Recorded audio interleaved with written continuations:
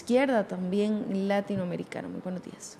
Muy buenos días. Primero hay que decir que la dimensión de Brasil desborda las implicaciones que tiene esto, sobre todo para América Latina, pero en general hay que decir para el mundo. Estamos hablando de la 7ª economía más grande del mundo. Brasil asiste en este momento a unas crisis políticas más severas, yo diría, del último medio siglo, y sobre todo desde el término de la dictadura en 1985. Hay que decir esto, porque Brasil, digo, tiene una implicación política tan importante para la región. Y bueno, a las puertas de la Cumbre de las Américas en Perú esta misma semana, esto evidentemente cobra todavía mayor atención. Bueno, estamos hablando de un país de alrededor de 8 millones de kilómetros cuadrados. Costa Rica, para los televidentes, sabemos bien, anda por el orden de los 51.000 kilómetros cuadrados. Ciertamente estamos hablando de un país que crece más o menos cada 4 o 5 años, en 5 millones su población. Eso implica una Costa Rica nueva cada 4 o 5 años. Entonces, para entender Brasil hay que decir también que Lula da Silva ha sido, Luis Ignacio Lula da Silva ha sido un fenómeno político en Brasil, y sigue siendo el político más popular, aspirante a la presidencia. Eso tiene que ver con varias razones. Ustedes me podrían decir por qué sigue siendo tan popular pese a los cuestionamientos. La última medición que se hizo en diciembre pasado le daba alrededor de un 36% de popularidad y de intención de voto por encima de su inmediato contendor, un conservador de derecha, que estaba más o menos en el orden del 16%, es decir, casi lo triplicaba en intención.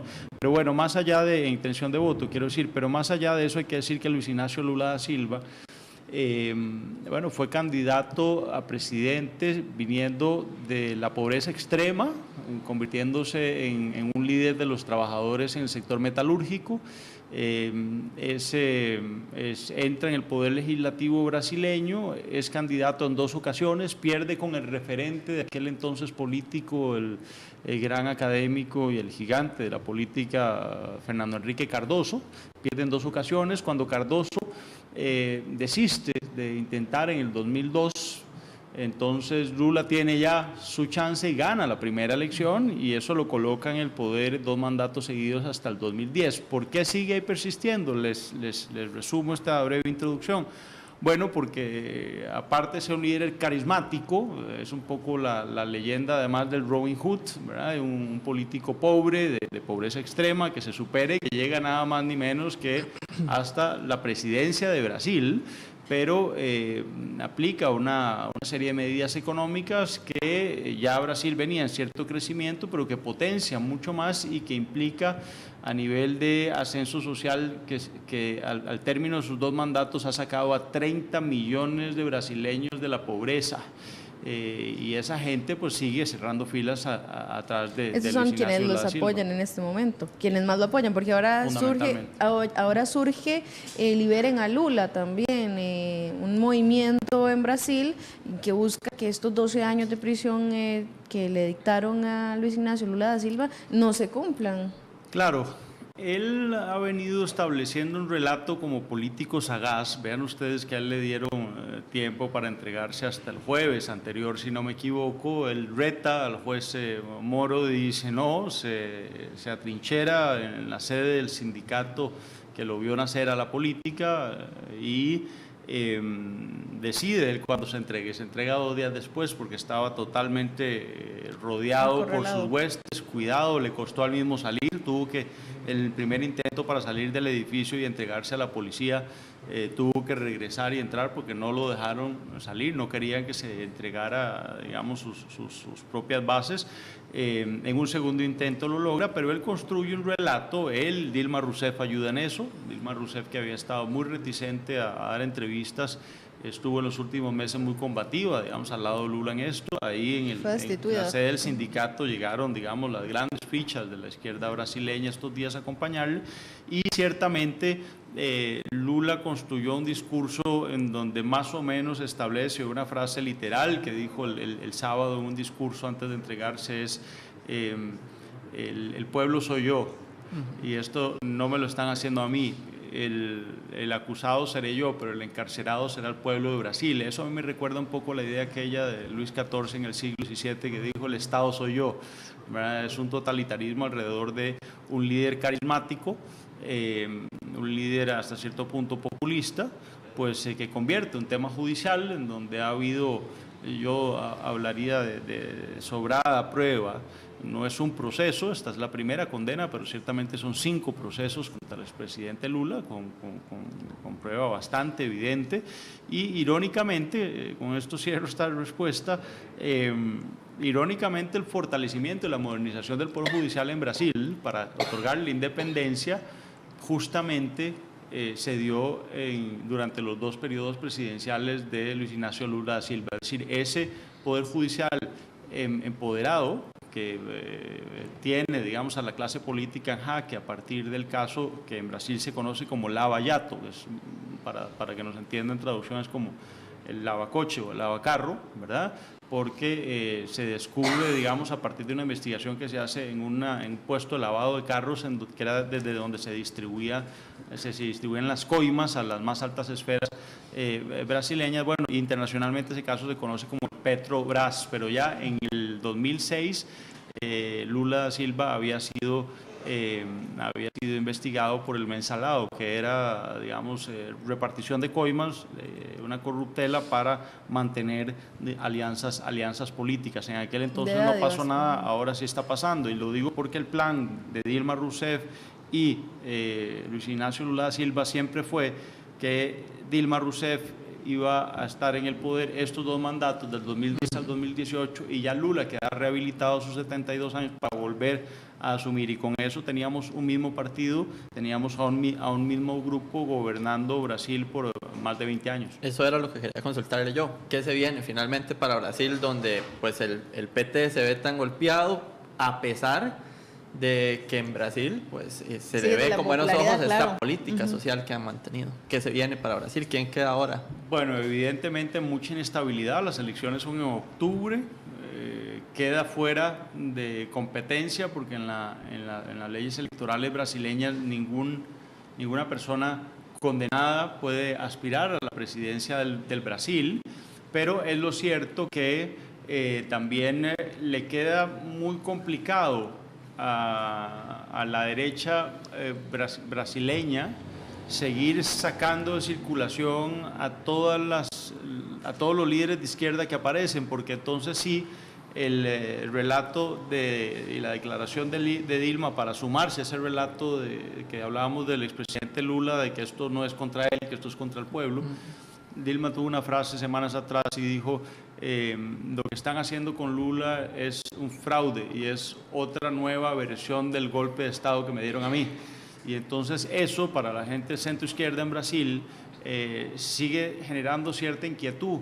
¿Por qué? Bueno, porque en Brasil hay un cierto cinismo alrededor de la corrupción. No es que no esté presente en toda América Latina, pero en Brasil tienen una frase, ellos dicen roba pero haz, es decir, roba pero concreta, realiza, resuelve, ¿verdad? Y entonces habrá gente que dice, bueno, puede ser que Lula haya sido un corrupto, pero a mí me sacó de la pobreza, resolvió, puso al país, digamos, en el mapa internacional. Recordemos ustedes las Olimpiadas, el Mundial, es decir, eso fue una época de bonanza para los brasileños que tienen todavía muy presente y que se le debe a ese resurgimiento de la izquierda. Y hay que decir que el primer decenio de este siglo, que le tocó en realidad a Lula da Silva del 2002 al 2008 sobre todo, pues implicó casi que la realización de la quimera de izquierda, ¿verdad? Es decir, la posibilidad de realmente hacer una reforma social que le dio crédito a la clase trabajadora, que los puso en el mapa. Recordemos que Brasil es el último país de América donde todavía se descubrían hasta hace poco severos problemas de derechos humanos como esclavitud, incluso, ¿verdad? De los grandes latifundistas. Entonces, bueno, ¿qué sigue? Creo que hay que decir como abogado además que los abogados de Lula no han agotado todos los recursos, todavía le quedan 2 instancias, explico brevemente. Una es solo por, pongámoslo así, vicios procesales durante su enjuiciamiento, y el otro es por afrentas o violaciones a sus derechos constitucionales. Digamos que ya no es para ver el fondo de los hechos, es decir, ya no es si él aceptó o no aceptó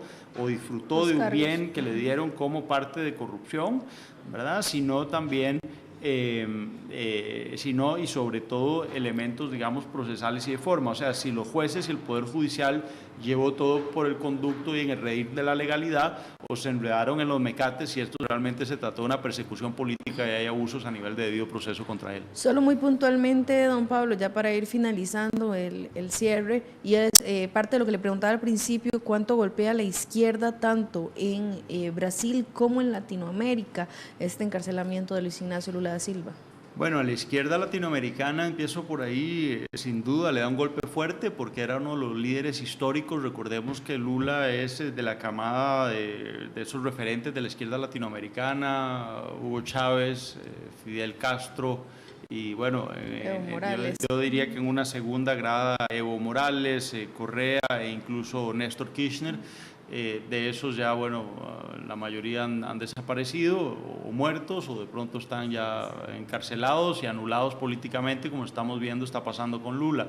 A Lula además hay que decir, la sentencia que le impuso el juez Moro le fue aumentada por el Tribunal Supremo, eran 9 años, recurrió y hay una reforma en su perjuicio y más bien le dieron 12 años, lo que quiere decir que para un hombre de 72 años, así no cumpla los 12 años exactos, las posibilidades, digamos, de realizar la política quedan totalmente anuladas. Y esto sí puede generar un vacío de poder, no solo en la izquierda brasileña, sino ciertamente en la izquierda latinoamericana. Y dirán, bueno, en política no hay sillas vacías. Bueno, cuando se trata de un peso tan pesado como Lula, es decir, cuando se trata de un ícono, llenar esa izquierda, es decir, meterse en esos zapatos no va a ser tan fácil, y menos en un país tan complicado como Brasil, en donde la clase política está realmente en jaque. Yo no diría en jaque mate, pero realmente hay en este momento una crisis de poder en Brasil,